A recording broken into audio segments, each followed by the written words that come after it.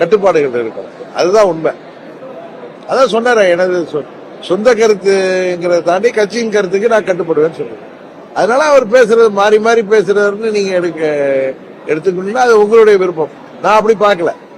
அவர் ஒரு தொண்டராக ஒரு கட்சியின் மாநில தலைவராக இருந்தப்ப அவர் ஒரு கருத்தை சொல்றாரு. இன்னைக்கு மேலிடம் சொல்வதற்கு ஏற்ப அவர் ஒரு தொண்டராக அதை ஏற்றுக்கொண்டு அதை வழி செல்றாரு.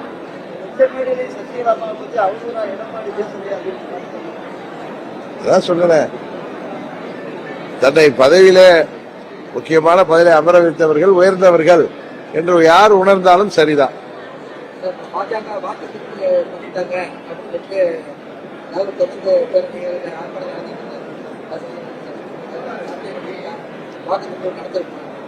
எனக்கு தெரியல. ஆனா சிவகங்கை எம்பி திரு கார்த்திக் சிதம்பரம் அவர்களே இவிஎம்ல எல்லாம் எது